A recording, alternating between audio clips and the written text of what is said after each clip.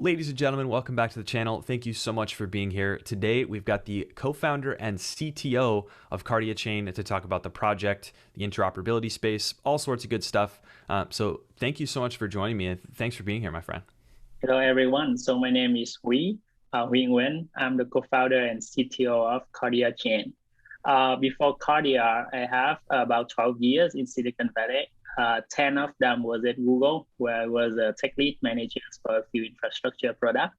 It is at Google that I first have my hands on for the blockchain technologies, and I fell in love with blockchain since then. So about 3 years ago, we decided to come and found our own blockchain company, the Kardiachain, focus on interoperabilities. So Kardiachain is a smart contract platform similar to Ethereum, Cardano, Solana, but it's focused on super cheap, fast, and instant finalities. So right now we have the mainnet running for 8 months, I think, and we focus primarily in the Vietnam and Southeast Asian market. So I'm originally from Vietnam, and last year I came back to start building the teams over in Vietnam, and COVID happened. So I stay in Vietnam since then. So we have a team in Vietnam and a team in Silicon Valley still, where most of the original engineers were from. So that's pretty much about the high level introduction about myself and Kardiachain. Awesome. Yeah, no, making my job easy. So one question that I had too, kind of following up on that is, what really inspires you to build Kardiachain? I mean, I'm always curious to hear what founders are inspired by and why they go about doing what they do and building what they build, because this is a highly competitive space. Sure. So I actually first got into blockchain during 14, 15 timeframe, when I was building, sort of like an auction space for various ISP in US, the T-Mobiles and Verizon's, and they were trying to compete for a certain, frequency band. So blockchain is just a nice technology. It's just really like a DEX that you see today, where people are just bidding for different frequency with different price. And since that moment, I just fell in love. So I was one of the few that didn't come to blockchain because of Bitcoin. I wasn't even aware of Bitcoin at that time, but I just figured this technology is cool, right? And it might be able to do many more than just the ocean side. And then eventually I learned about Bitcoins. And that was during the rise up, Ethereum and Bitcoin in late 2017, when everybody was talking about scalability, how to make Bitcoin run faster, Ethereum run faster. But then we figure the real problem would be on interop, right? So you cannot have, so I am believing in the core technologies of blockchain. Like in 5 or 10 years, I do believe that it will become like one of the key players in industry. So if that is the case, we need a way to make blockchain more general than just cryptocurrency. And that inspired me to start building a smart contract platform that could potentially connect the blockchain together. So that was the original thought. That's why we came into the space. And of course, for the 3 years, many things have changed. We shift our direction a few times also. And because of the pandemic, because I'm in Vietnam now, the focus also changed a bit.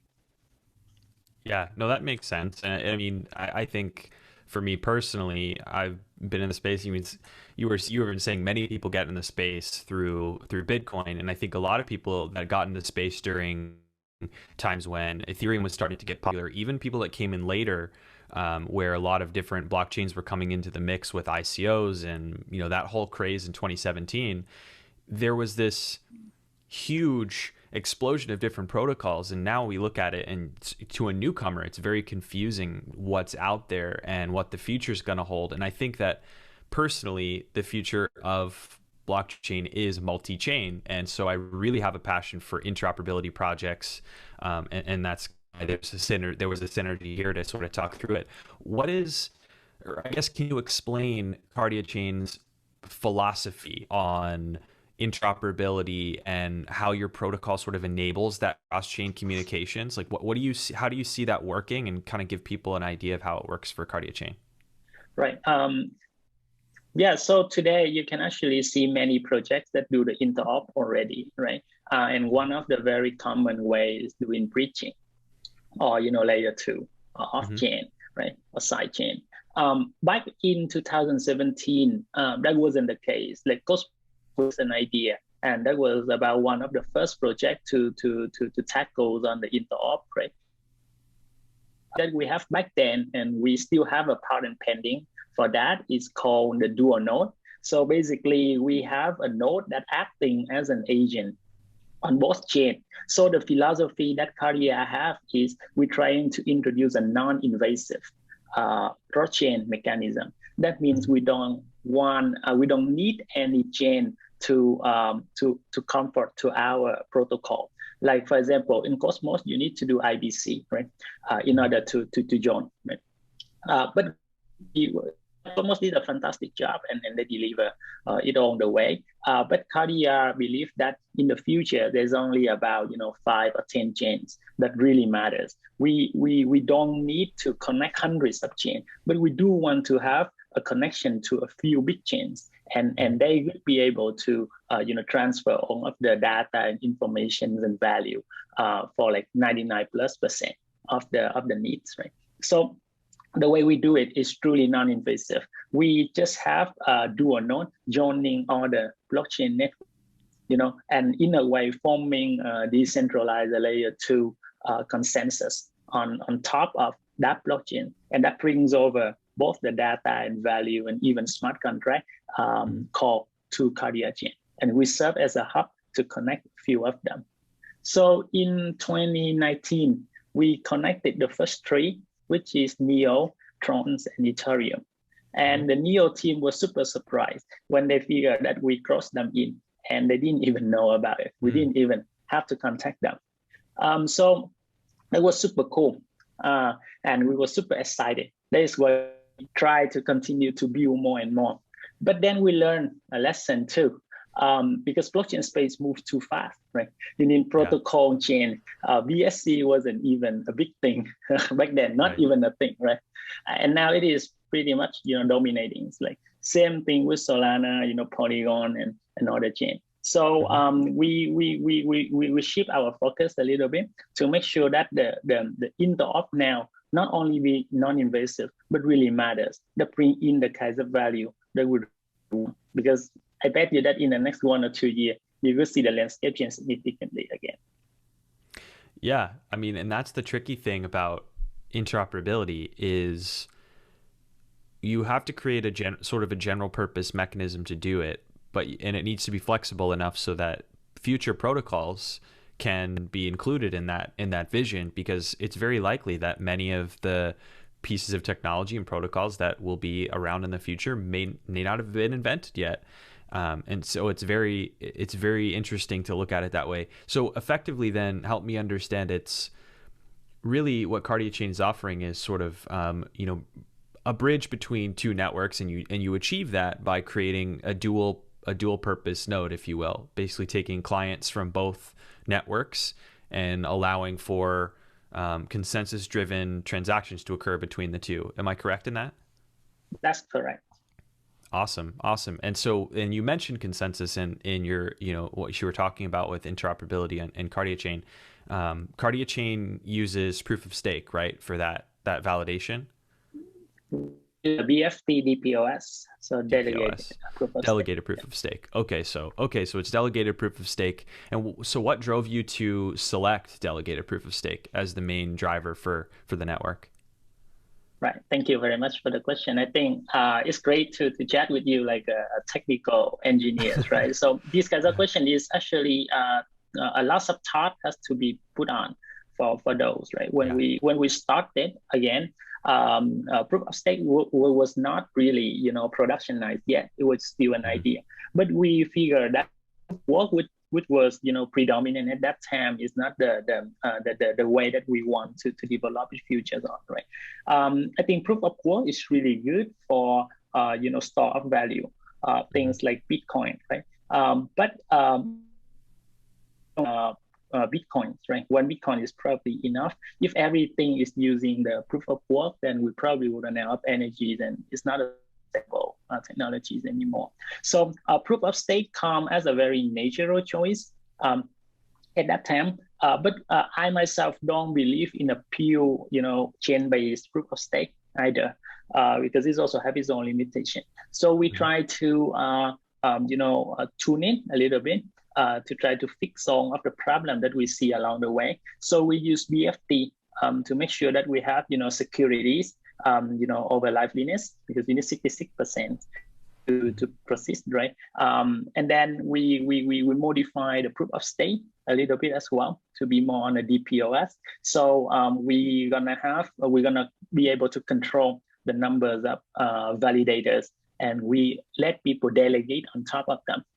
So in my opinion, I think we reach the point of balance that we like. The POS is less energy consumed, right?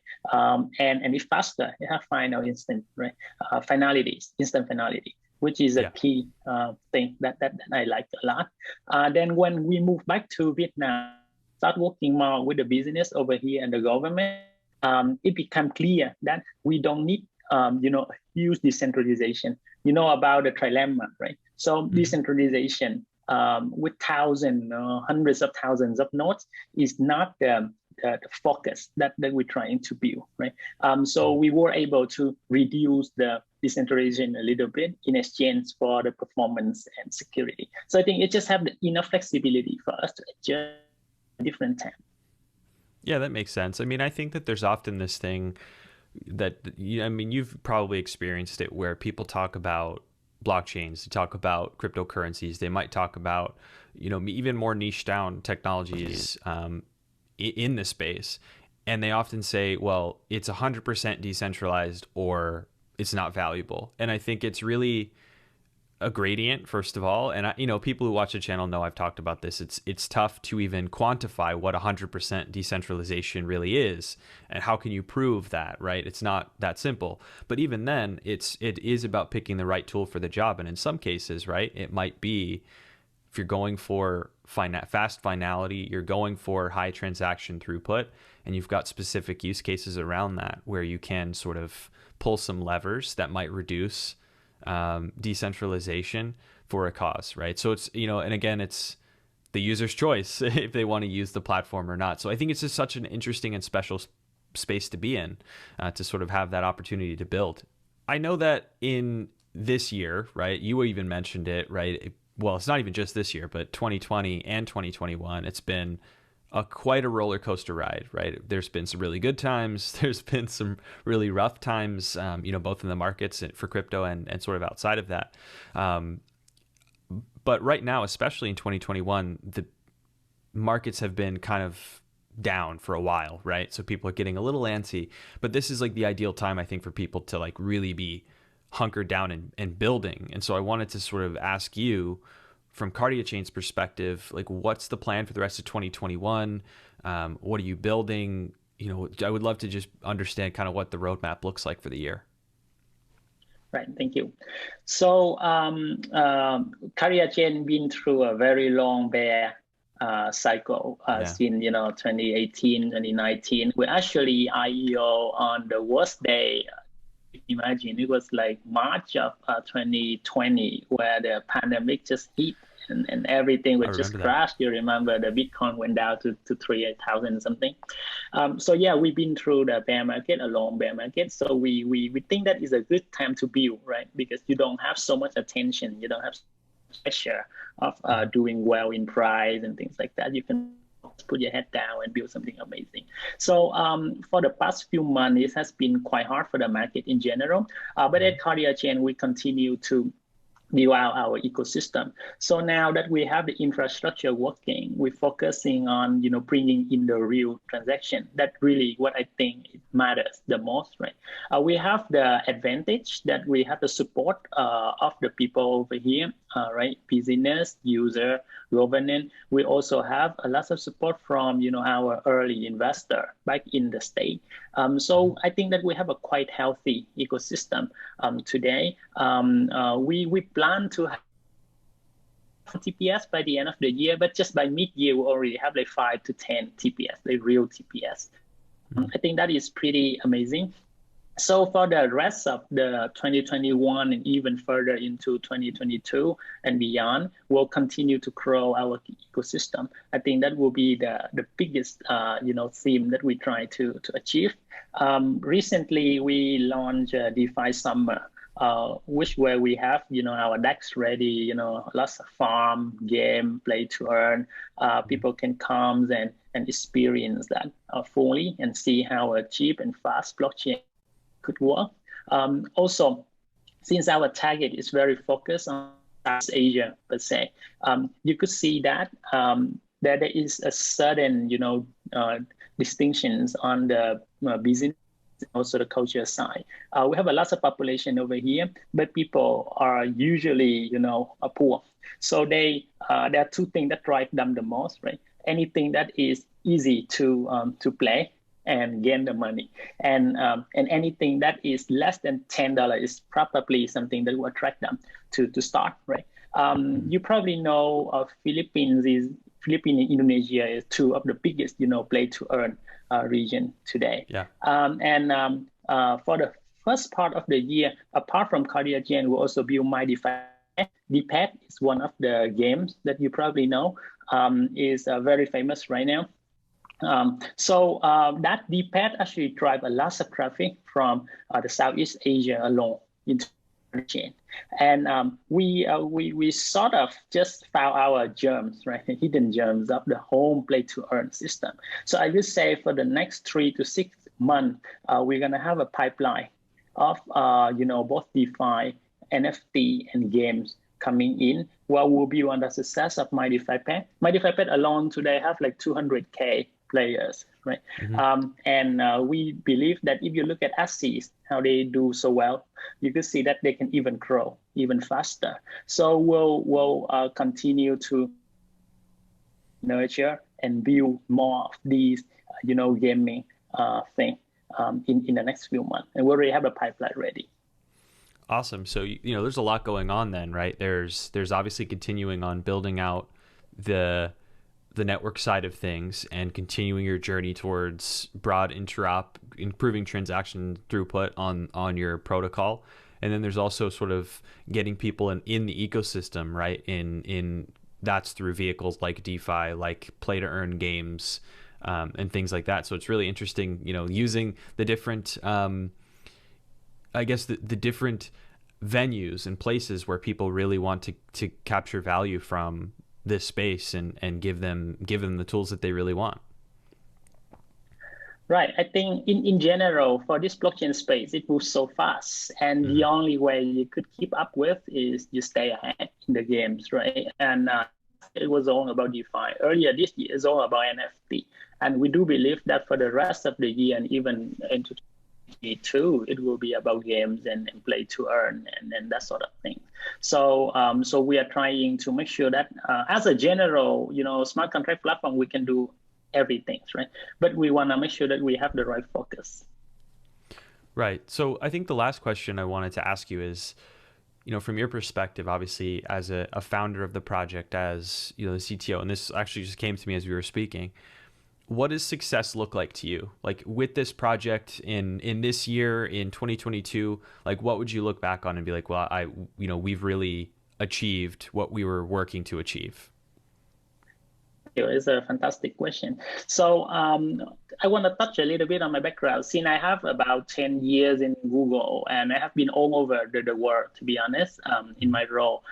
My biggest focus and biggest dream when I come back here and decided to stay is that I could be able to bring the real value to this whole region, especially is my fatherland, right? So it's of course it's good to see, the value, the price increase. That's most the investor look at, right? They see, oh, you have gone like 10x, 100x, that's amazing. To me, though, the price will follow the value. Sooner or later, it will have a correction, right? So we want to make sure that we at Kardiachain truly bring the value to whoever use our system. The people, the investor, the local citizen, right? Kardiachain, what you see about Kardiachain is a public side of things. We also have a private, sort of like blockchain as a service that use on top of Kardiachain to serve for, the government and the business, the enterprise over here in Vietnam and a few other Southeast Asian. So what I would consider as a SaaS when look back, maybe not just by 2021, but by 2022, is a value that we bring. So the value is categorized in a few things, like meaningful transactions, right? Users, right? And numbers of applications running on a system. So I always fancy but it will be nothing if nobody is using it. So we classify all of these as metric, at least for Kardiachain. And by that, I think everything else will follow, price, exposure, marketing, and the numbers of people who heard about us. Yeah, it's refreshing to hear, right? Leading with value and then, knowing that if you lay that all out there, the rest will follow, right? That's great to hear. That's great to hear. So, first of all, thank you so much for taking the time to join me here on the channel and talk about Kardiachain, to talk about interoperability and what's been going on with your mission. And let's definitely, folks that are watching, please do, if you have questions about Kardiachain or you want to do more reading, you can check out the comments below and also the description, where I'll leave some links to some of the content pages related to the project. But most of all, thank you so much for taking the time. Thank you very much, Hashoshi, and thank you very much for everybody watching. Absolutely. All right, folks, please enjoy your weekend and your week ahead, and I will see you next time. Cheers.